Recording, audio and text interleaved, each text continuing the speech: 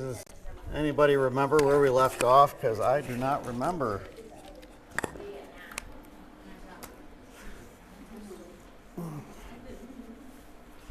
Sorry, I'm a little late today. One time I've actually been late here. So, there's this guy. I think he's my favorite. And then this guy. I don't know what's happening with his head, but it looks like he's got earphones on. I mean, he's looking like he's had a bad day. I don't know what's happening there. This guy looks like he got burned. I like this guy right here. What's going on with the roof shape? I have no idea. But it took him like 20 minutes. I'm like, you don't mind if I show it to the class? He's like, you're going to show it to the class? I'm like, yeah, I show all your stuff to the class and they like it. He's like, okay, I'll keep doing it then. Like, there's no swastikas in Vietnam as far as I know, but you never know. Yeah. Okay. Anyone do anything interesting over the last week? Nothing? Nothing? I know last week I had practice at this Friday next Tuesday. You're a speed runner or are you a mile runner? Sprinter. Ah. Anyone run miles here? I used to. It's great. You both do? Both runners? You got the build for it. Less wind resistance. Saw a hand.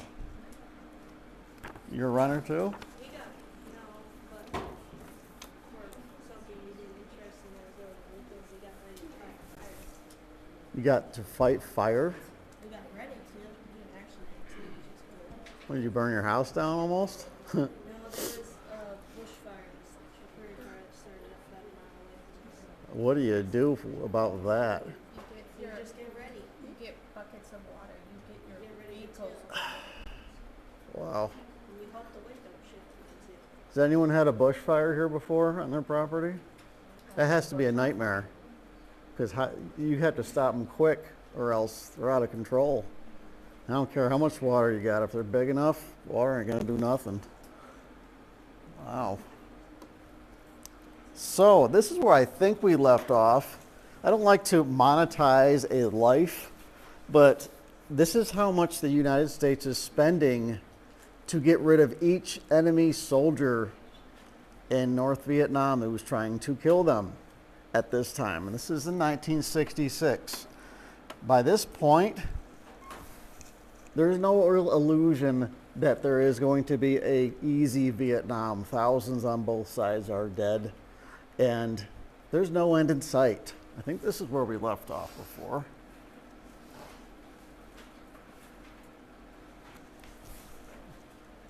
Oh, this projector is so much more clear than the other one. We have another one in there. It's just cloudy. Yeah, it's just perfect sight.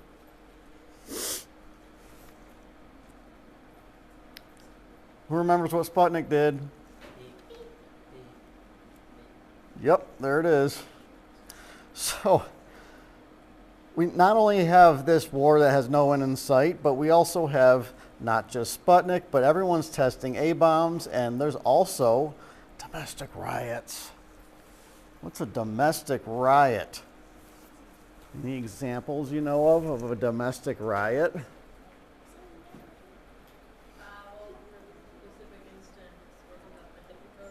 Yes, that is, mainly, yeah.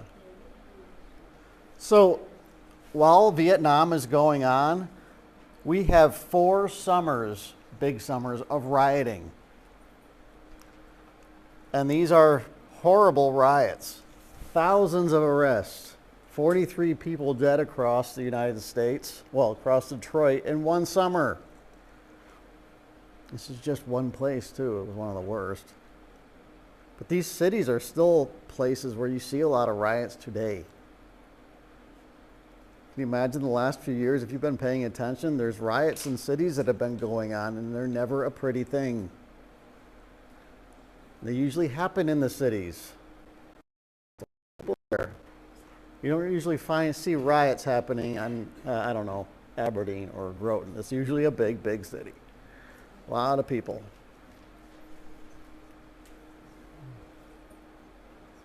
But I feel sorry for the president at this time. There's 3 presidents that preside over Vietnam.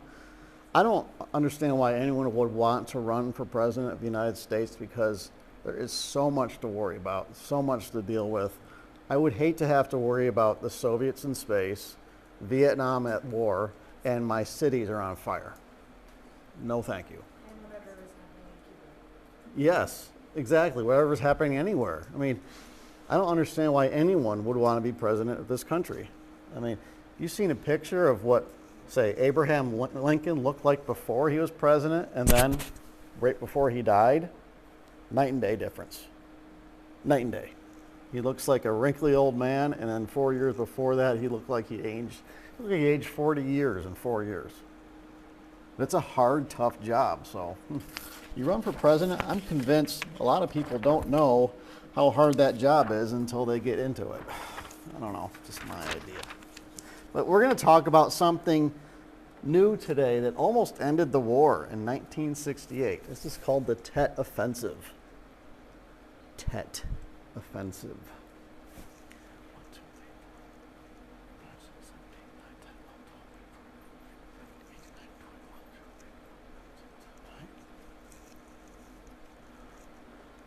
Tet Offensive. What do you guys do on Thanksgiving? Besides Ride on a eat? pumpkin. Watch football. Sleep? Breathe? Blink. Okay, what else do you do on Hide in Thanksgiving? the corner from your family. Watch football. Relax, football. Play sports. Go deer. Okay, I'll take it because I do that sometimes. I'm not very good at it, but I do it. So, Tet is basically the Thanksgiving of Vietnam. Tet is a Vietnamese New Year. And this is where they meet with their friends, they stuff their faces, they go hunting. I think they do hunt in Vietnam, but I don't think they get deer. I think they get monkeys. Honestly, there's monkeys in Vietnam. I don't know if they hunt them or not, but I know there's monkeys there. But Tet Offensive is like their Thanksgiving. You get with your family, you eat a bunch of food, you don't do much work, you take your naps, you hunt monkeys, I think. And you're doing this for weeks. Every year this comes around, and it's still going on in Vietnam to this day. So right before Christmas break or Thanksgiving break, you're getting all excited. You're going to have time off of school, right? Right? They're thinking this stuff too every year in Vietnam to this day. But we're dealing with the Tet Offensive. It's not as fun as it sounds. So imagine if you're about to have Thanksgiving, but no, you're secretly planning to kill everyone that lives south of you over that time. So the enemy was giving every indication that the coming Vietnamese New Year was going to be just like every other New Year. We're going to stay home. We're probably not going to fight each other too much. We're going to stuff our faces. We're going to hunt. We're going to take naps. Every indication in 1968 that this was going to happen. And it begins January 30th and goes through most of February in Vietnam. So the United States forces and their allies are like, okay, Tet offensives have come. I mean, Tet's coming up. We can relax a little bit, right? Every indication that it was going to be a time for relaxation. Maybe their people won't be shooting at us as much. I think we can relax now. Everyone understand that? That is not what happens. Not what happens. But before I talk about bullets and bombs, I want to talk about American bases because I think it's relevant. Anyone ever been on an American military base before? Wow. Oh yes, you had. You were born outside of what? What? You've been on one, yes. Anyone else? Nope. Nope. What do you think are on military bases? Yes, guns, airplanes.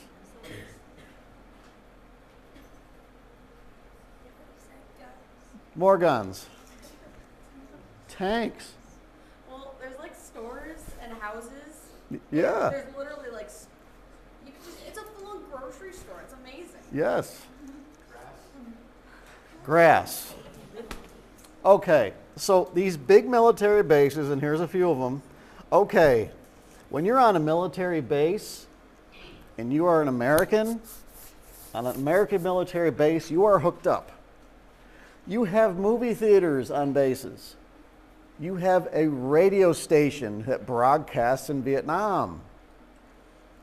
You might even have a TV station. Yes, these exist on bases. Malls, coffee shops, clubs where you can get a beer after a long day of, getting shot at. Yes, these exist overseas. And they exist in Vietnam at this point. And guess what? It doesn't end there. You've got restaurants too. You can get a cup of coffee. You can go get a cheeseburger, an American-made cheeseburger in Vietnam if you really want one. Then why did they have rations? Well, not all Americans were on bases. They were off bases in forward areas. So that's why rations come in. But yes, you can get just about everything. If you wanted a hot dog, you could get a hot dog on an American base in Vietnam. An American-made, maybe, hot dog. But the point is, the bases have almost everything we have here except for more tanks and guns and... Oh, yes. I get here late and I just fail my job. Oh my gosh. Whoop. All right. The point is, the United States tries to make you as comfortable as possible while you're killing people. So, and guess what? On these bases, who's running these places? And this is why it's relevant. It's not just Americans running these movie theaters and coffee shops. Guess what? Friendly civilians are helping you run them. Private contractors. You posting jobs out in Vietnam saying, hey, we could use a coffee bean grinder at this place. They hire a Vietnamese civilian to come in through base to go do that job. To this day, American bases all over the place. For example, I had one in Kuwait. A lot of Kuwaiti citizens man these places, the malls, the movie theaters. Sometimes they're at a movie theater. They give you your popcorn. There's civilians running these places, not just Americans. A lot of local civilians being hired to do these things for you. There are civilians that do your laundry. This happened in Vietnam too. You give your laundry to a Vietnamese civilian, they go wash it, they bring it back to you. A lot of civilians are being employed by your government to make your life easier in a war zone. This is happening to this day. I will never forget the first time I got actual food. I was going through a food line in Kuwait, and I looked up, and there was a guy this tall, and he was obviously an Arab and didn't speak a lick of English, and he was giving me my food. And I looked at him like this. I didn't know what to say because he didn't know what to say, and because I just got done fighting these people, and here he was giving my food. This kind of thing happened in Vietnam. Makes you kind of suspicious a little, but let's move on. So the point is, we're employing a lot of friendly civilians to this day. Well, here we go. Late at night, January 30th, the North Vietnamese army had perfect surprise of us, people. Perfect surprise. There was zero notice this was going to happen. They kept it so secret for years. They were planning this thing for years, stocking up weapons, making plans, maps, storing artillery for this specific day. Just when everyone's in their beds at night thinking, oh, we're going to have a nice new year of 2 weeks of very little fighting, bam, literally, bam, we get hit like crazy. All of a sudden, we did not expect it. 84,000-ish local guerrillas who live in the very towns and cities that you're around. They rise up in the middle of the night and create chaos. Viet Cong means guerrillas, people that are underground fighters. All of a sudden now, they're not fighting underground. They put on a helmet and they start terrorizing everybody. And the pressure was enormous. It was everywhere, including your base. I have a book I recommended to you guys a couple weeks ago that he lived through Tet Offensive. He only lived through it because his platoon got wiped out. He got shot or something. They thought he was dead, but he wasn't. He remembers looking up and he's laying on the ground, and lo and behold, one of the civilians, friendly civilians that was on his base, had a full uniform on, and he had a communication gear on his back with a big antenna, and he was talking into a phone. He was a soldier.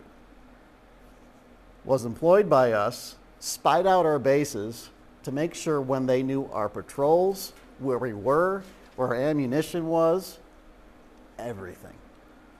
They had been planning this for years. Civilians whom you thought were your friends all of a sudden had rose up to kill you. There was pressure everywhere. It wasn't just everybody, every enemy in the North Vietnam just coming down to the south on a nice big line. No, people everywhere rose up overnight.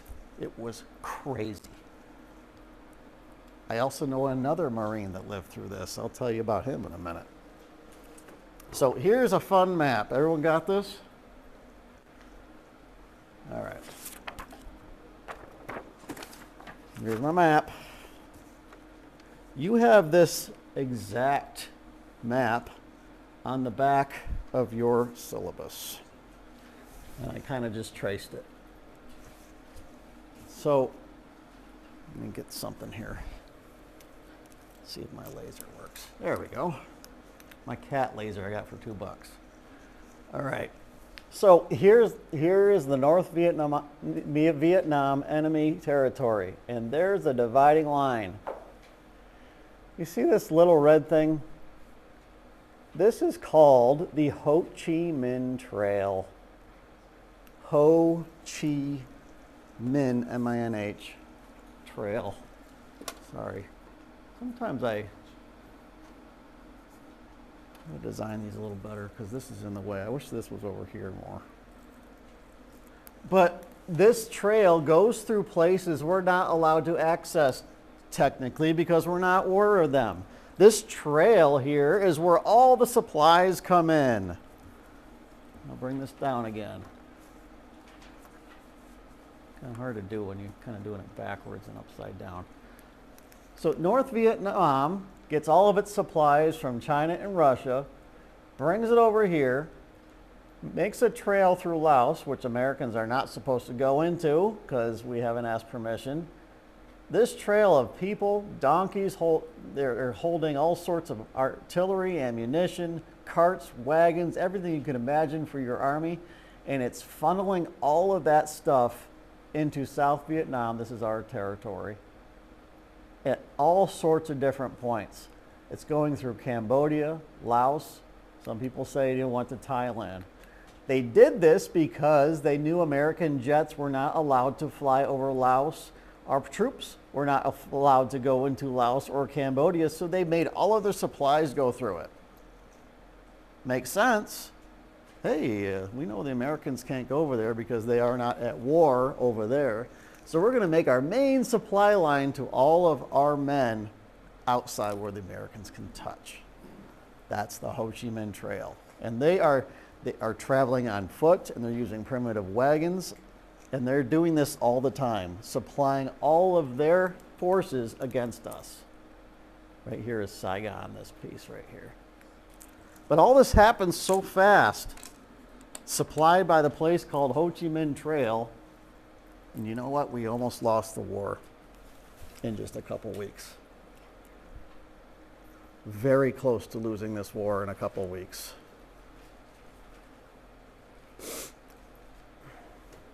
A Marine I know, he's still alive.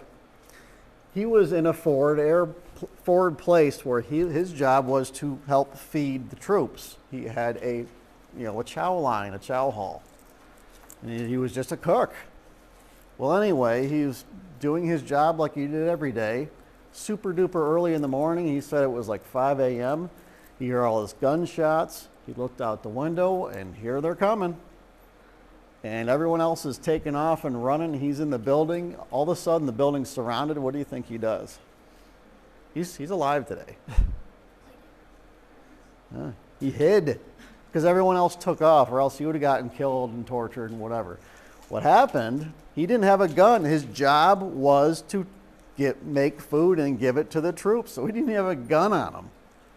So he looks around, and in American chow halls to this day are big, large carts. They're about this big, this wide. They're full of empty trays, and people throw out their food. They put the tray in there, and then you cart them away. Well, one of those things was just standing around, half full of trays and half not. So he got inside this big cart and closed they were like steel shutting doors, and held them down with his hands. So he sat there holding these down, probably hearing his heart pound out of his chest for hours, while the North Vietnamese army ransacked the place. And they somehow did not even know he was in there. That's how he survived it. Amazing. So after a few hours, when it got real quiet, he finally emerged and somehow made his way back to Friendly's. It's just amazing.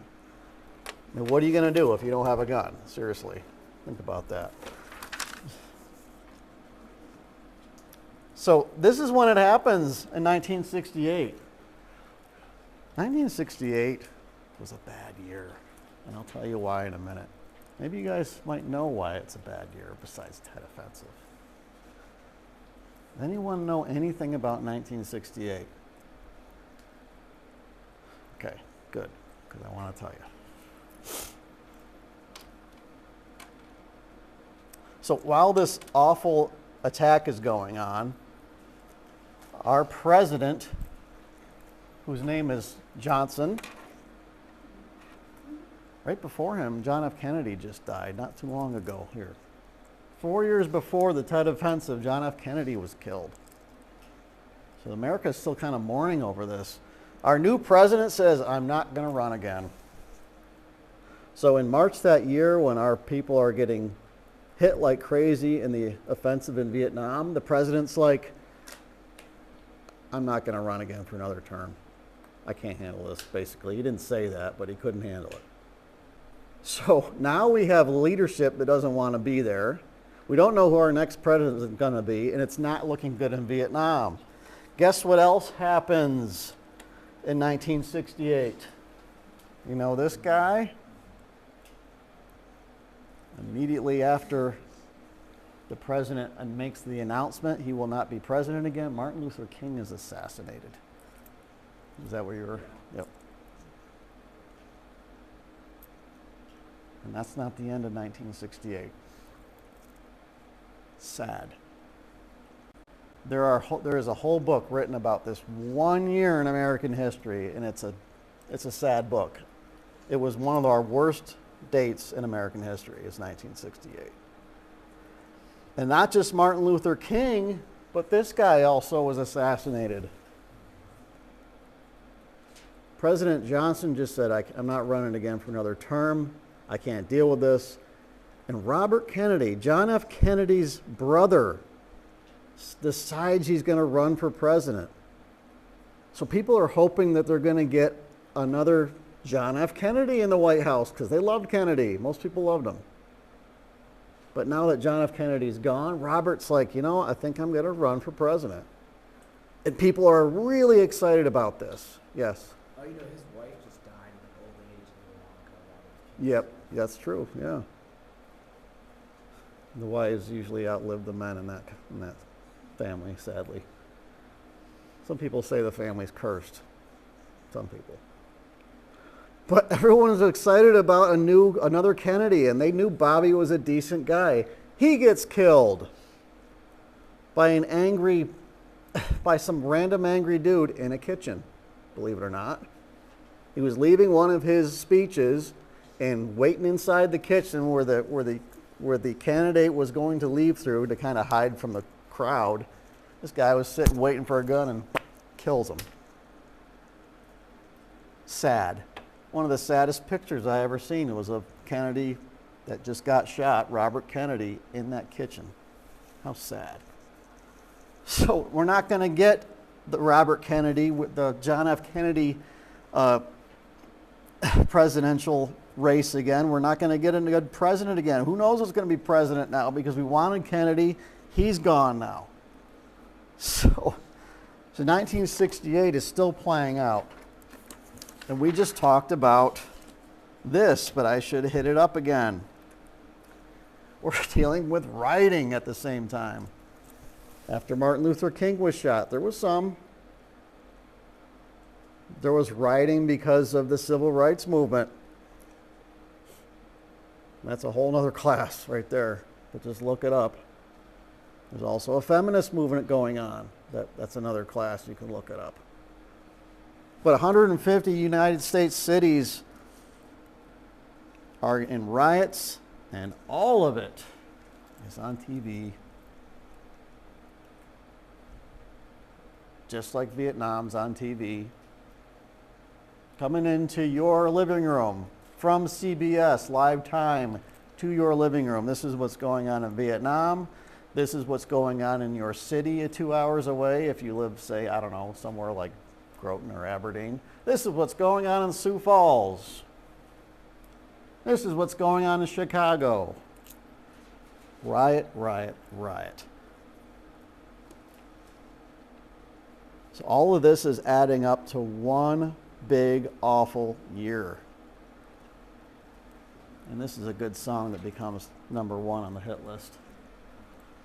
If anyone has heard this song, look it up. It's good. It's one of my favorites. But our music at the time was reflecting the seriousness of the times. The rioting, not just the rioting, but the war itself. It's like, why are we here? What's going on? Some idiot just shot Kennedy's brother. Another one just shot Martin Luther King, both decent people. Our president doesn't want to run again.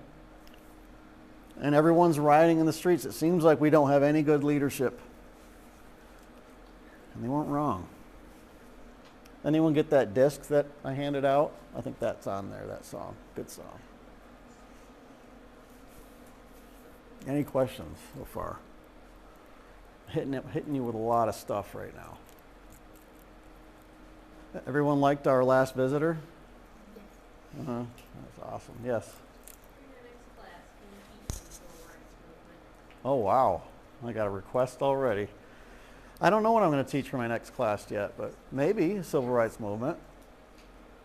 So if they hired civilians to run the shops, wouldn't they have been hiring South Vietnamese? They were. But Viet Cong are like guerrillas hiding in plain sight. They will terrorize you and your allies at night and work for you during the day. But yes, they were. The South Vietnamese were hired by and large. But remember, Vietnam's not a big place, and your loyalties could be just about to anybody, and you don't have to tell them. So yeah, it got real. But yeah, they did hire what they thought were friendlies.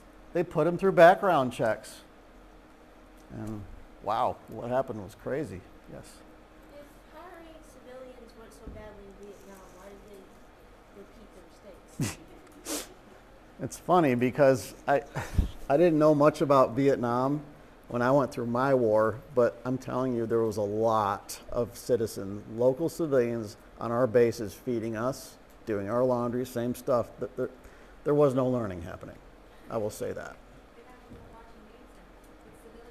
Yeah, it's mostly, yep, civilians, even on our bases today.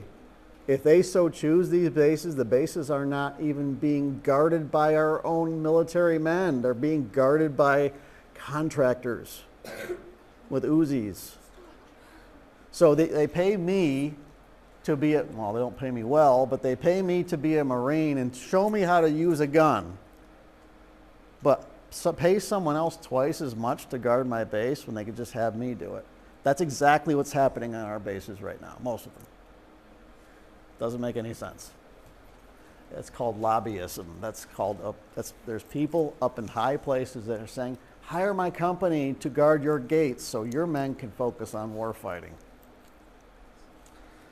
I don't know. I think guarding gates is a pretty good training for people that are going to go to a war. So, but that doesn't happen nowadays. I go up to a gate and I have full gate privilege. I have full base privileges.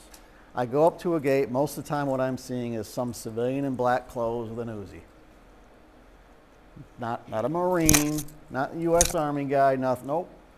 Chances are, our bases are being guarded by civilians that have been trained, but civilians we pay twice as much to do the same job. I could do for half as much. Stupid. Yeah. Any other questions? Yes. Was the person who murdered Robert F. Kennedy, was he captured? Oh yeah, he didn't make it out of that building. His name was Sirhan Sirhan. 2 names, first and last name. Sirhan Sirhan, and he was a disgruntled activist. What country was he from? From Pakistan or something. He was mad about something that RFK said about Pakistan. I think it was Pakistan, but he was a foreign activist. Killed him for a dumb reason too. I think he was from like Gaza or something. Where? Gaza. Gaza, maybe. I can't remember exact. I think he was from, probably that area of the world, Gaza or Palestine. I don't know. Sirhan, look him up. He's still in jail. He's still alive. What? Yeah, they jailed him. He's still alive. He says he doesn't remember any of the event. That's true. He was interviewed. He says he has no idea how that happened, when it happened. He either blocked it out or he was, use your imagination. Sirhan. Yep. And if you look up the guy that assassinated John F. Kennedy's assassinator, he has the same thing going on. He can't remember a single thing about the event, but he was shot and killed hours afterwards. So, yeah, these are big questions. Did you know, after 60 years after an event, civilians, were allowed to find out with the FBI all of their secret records. 60 years after an event, we're allowed to see those records. So in 2023, the records were starting to come out about what happened to John F. Kennedy. Who killed him, who was involved, who wasn't involved. In 2023, those records were supposed to be 100% free to the people of the United States. It's called the Release of Information Act. So us historians, all us geeks like me, are like, oh my gosh, we're finally going to find out the ins and outs of this assassination. There's stuff we don't know. Well, they did release the records. The FBI, CIA released the records. Do you know what the records look like? Black markers through every single line that made any consequence. So they released the records, but they were all blacked out with a marker. Yeah. Meaning, whoever was involved in the Kennedy assassination, they still don't want you to know about the whole situation. These people are still alive. Yeah, it's called the Release of Information Act. Looked it up. Yep. And that's against the law, what they did.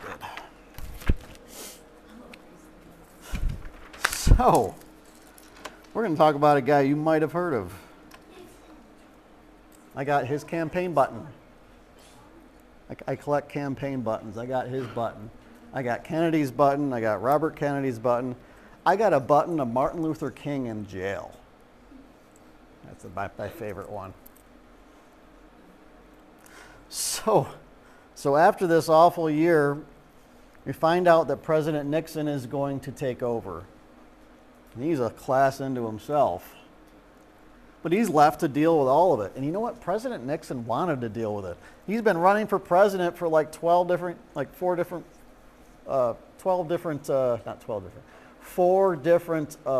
presidential races he's been in at this point. He wants to be president. Yeah, I think he was first Eisenhower's vice president. Yeah. Ran against Kennedy Nixon was been in the White House and high up for at least 12 years now. And he's been running for president every 4 years and losing and losing and losing until he gets to be president when Lyndon Johnson says he's going to quit. So now we've got President Nixon, and his idea of with Vietnam is this word right here. It's a loaded word. Nixon takes office and he looks at Vietnam and goes, I'm going to create a word, and this is what it's going to mean. Get ready.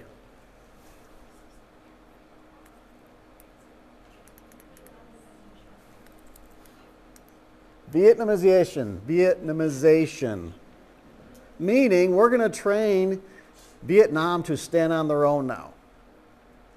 I think we've been in Vietnam long enough that maybe we should start training Vietnamese soldiers to do the job we're trying to do for them. So his idea is to raise up Vietnam, make it strong enough so it can stand on its own. Sounds like a good idea, right? Everyone's sick of Vietnam at this point, pretty much, right? Good, great idea, fine. So that's what we start doing. We start training up the Vietnamese to take care of their own country. So while he's telling everybody on the news that we're going to train the Vietnamese up to take care of themselves, he goes on a huge bombing campaign of all these places he's not supposed to hit in Cambodia, Laos, stuff that we don't know about at this point. But we know what happened now. We've dropped a lot of bombs on Vietnam. So we'll want to look up something interesting. Look up how much bombs, tonnage of bombs that we dropped on Vietnam during the Vietnam War. It's unreal. We dropped so many bombs on Vietnam that some of them, they hit the ground and just got stuck in the mud. This happened. So they let the thing sit there for about a week, make sure it's not going to blow up on them, and the enemy goes in, grabs the bomb, and figures out a way to rig it, plants it somewhere, and uses it against us to blow our guys up. Yes. That happens to this day. We drop so many bombs on people. Some of them don't explode. They go run over and get them and use them against us. Yeah, tricky. So now finally we're hitting that Ho Chi Minh Trail, these places that aren't supposed to be hit by U.S. bombs, but at least we're hitting them now. But we don't know about it because Nixon doesn't want to let people know more about Vietnam. The only thing he wants to say is how Vietnam's going to take care of itself soon. Why don't we just not even think about that? And that's how Nixon deals with it. That's how most of America wants to deal with it. Okay, I think we can get on board with them taking care of themselves now.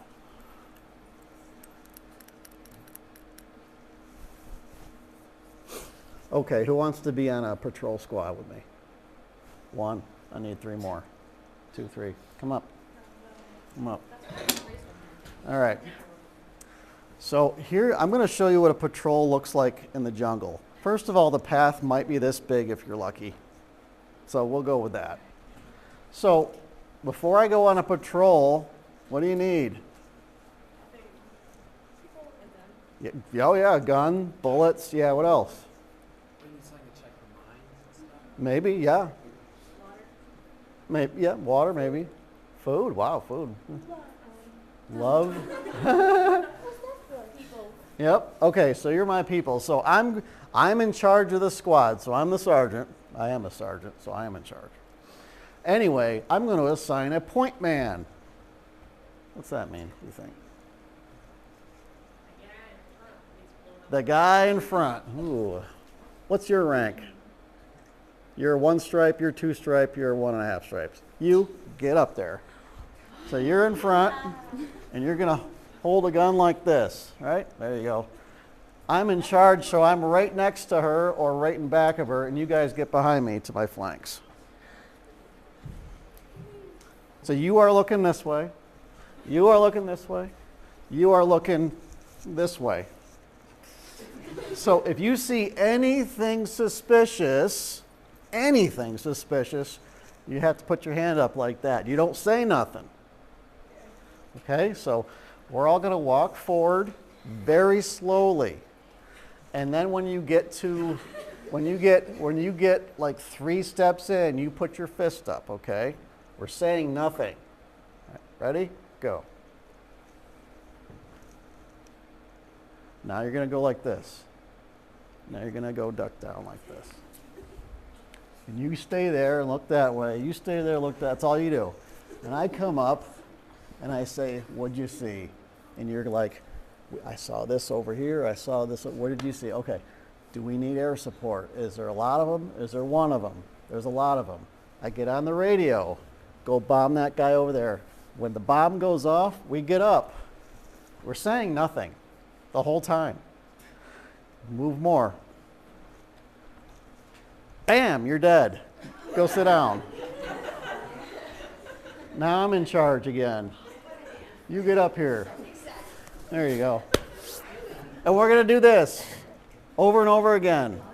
Okay, you guys are all dead. Sit down. All right. So,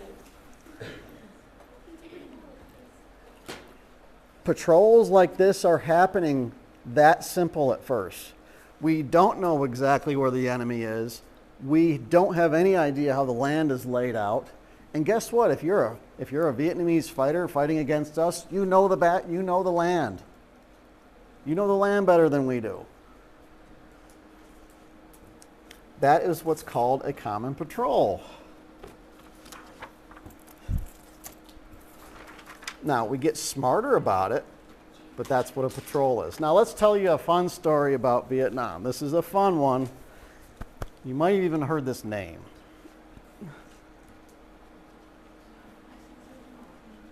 This name probably rings a bell. Now, at the time of Vietnam, there were movie stars, right? Sure, just like there are now. She's one of them. Her name's Jane Fonda. And this is a factual story about what happened with her at this time. She's a young movie star, a good-looking young movie star that was speaking out in America against Vietnam Wars. She, like a lot of other people, were speaking out against it. We want this war to end, right? That happens today. Some people speak out against war today. So in 1972, she takes a trip to North Vietnam. Not South Vietnam, where all the Americans are, where she's relatively safe. No, she takes a trip to North Vietnam. And the North Vietnamese government gives her a tour. A real tour. This is probably good information, too. Takes her on a real tour of everything.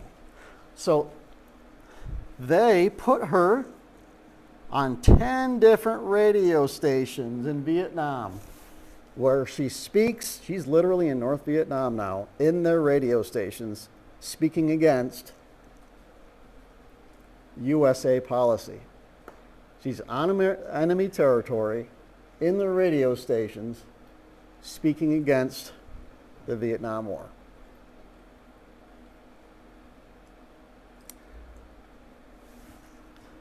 They also took her and took photos of her on the North Vietnamese artillery.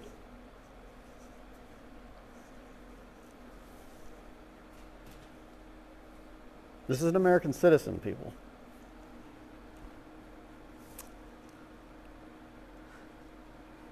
There's a lot of people that see this in America right now, and they want her killed as a traitor now at this point. A lot of Americans do, because they figure that she is totally turned against America, and its photos are getting released to America that look like she's literally sitting on anti-aircraft artillery taking out our planes. I think she was just stupid. I don't know. Maybe she was just young and dumb. I don't know. That was crazy, though. But it doesn't end there, and here's a story. This really happened, and they've been trying to get rid of this story, but I know it happened. Look this up online. You're not going to find much about it. So The North Vietnamese army has hostages.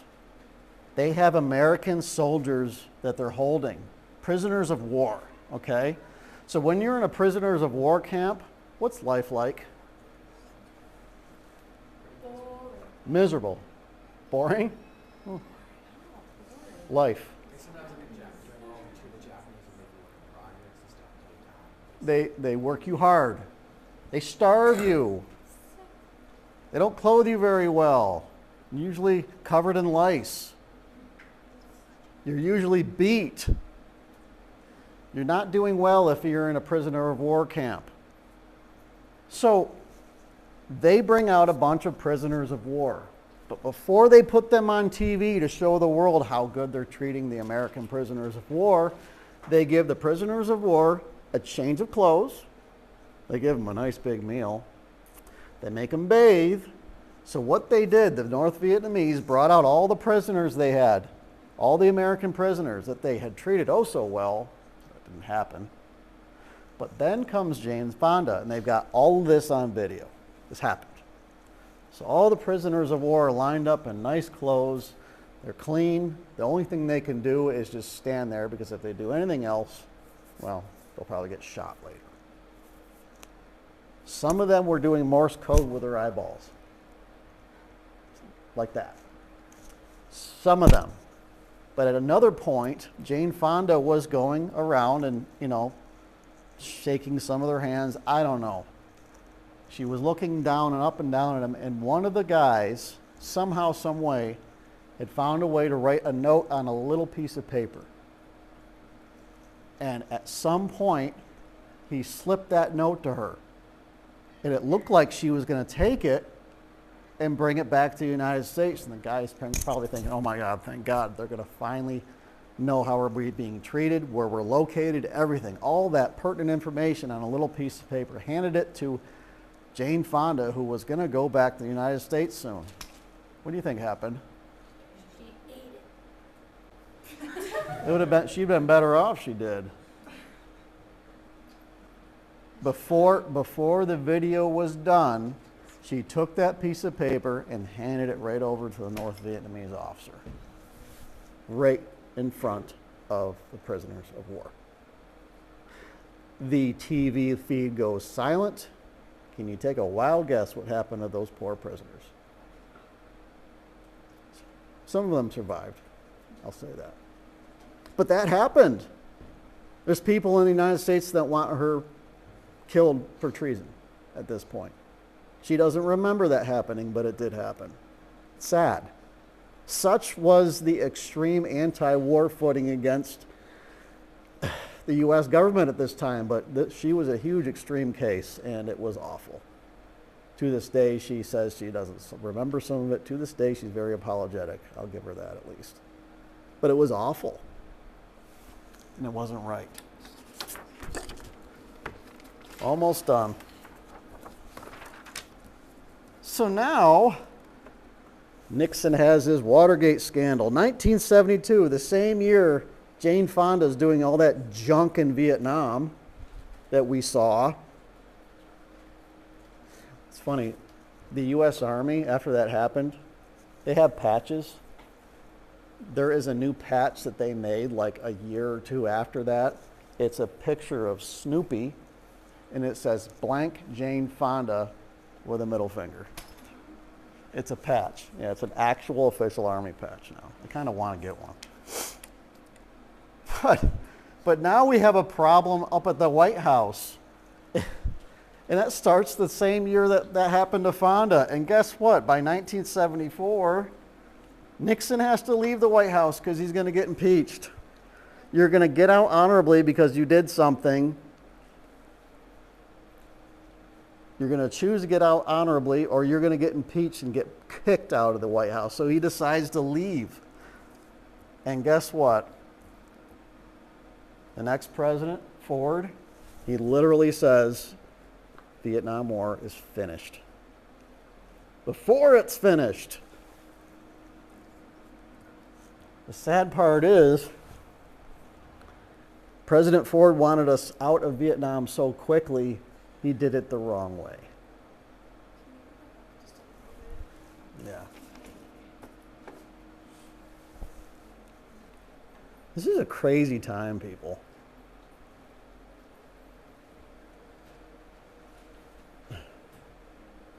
It didn't happen that long ago. The people that came visit us went through this.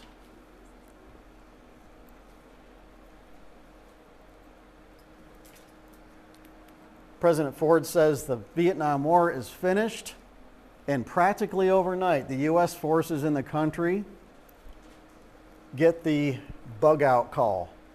All right, get out. Not much preparation at all. President Ford's probably thinking, you know what, we trained the Vietnamese to take care of themselves. I think at this point they can manage it. But what's really happening is the tanks are rolling in from North Vietnam right outside Saigon, the main city. Saigon's being surrounded at this point a couple of years later. Tanks, troops, everything. And the Saigon city is looking around the perimeter and going, oh my gosh, we're gonna lose this thing. So they get the call saying, get out. And there's the date. And if you look up what happened on this date in 1975, it is crazy and sad. I'm actually writing about this a little bit for my next book. I might be mistaken, but I think Jane Fonda once said something like how sport and cons is one of his bad. Maybe. I don't pay much attention to her except for that story because it's worth telling the story because it was awful. But the enemy tanks are surrounding your city, and there's your American base and a few ships off of port. What are you going to do? You've got a city full of people that have been helping you for years. City full of women, children. Heck, you might be an American soldier that now has a Vietnamese wife and 2 half Vietnamese kids. That happened. And all these civilians that were your friendlies now have to get out of there, or else they're going to be eliminated. How do you get out when your city's surrounded? You go up in the air. So the United States Embassy, which is normally enclosed by a big fence, is surrounded by thousands of desperate people. Didn't they send some like after the war was over? Didn't the military send like some American guys that came to the evacuation camps or really just torture them? I think that did happen. I mean, there's so much that happened, I wish I could cover more. But the United States Embassy is surrounded. The only place they have to go is up. So helicopters are landing every 10 seconds on the top of the embassy, unloading all these desperate people to the aircraft carriers that are a couple miles out to sea. Helicopter, loaded up, it goes. They land, go. Land, go. People are handing up their kids, pushing their wives into there. And they're landing on the aircraft carriers so quickly, I'm sure they heard a lot of babies screaming at this point. That's real good.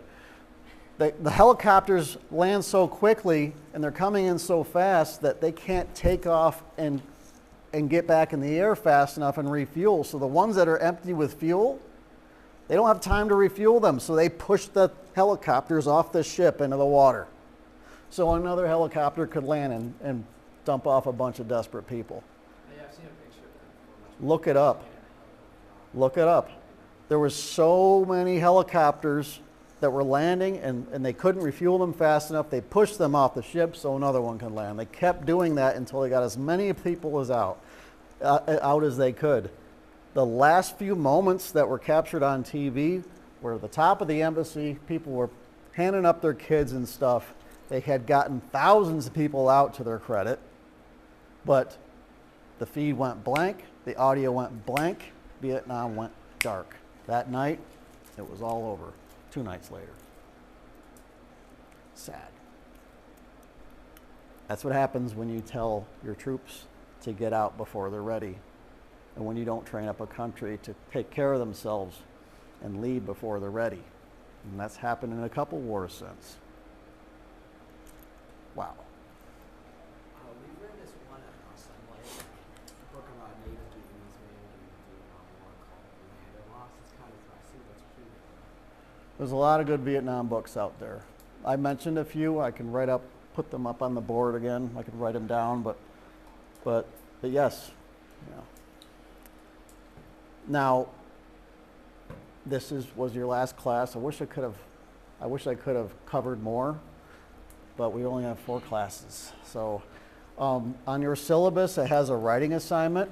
If you guys, if your parents want you to complete that, you can photo it or email it to me in a Word document or something, and I can grade it. And that's all I've got, and that's the last class on Vietnam for today, for now. Thank you.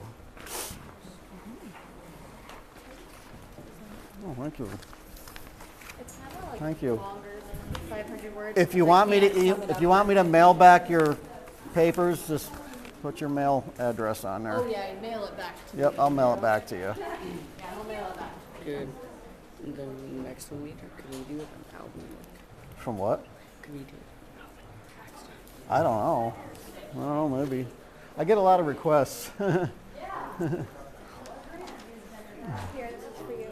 Oh,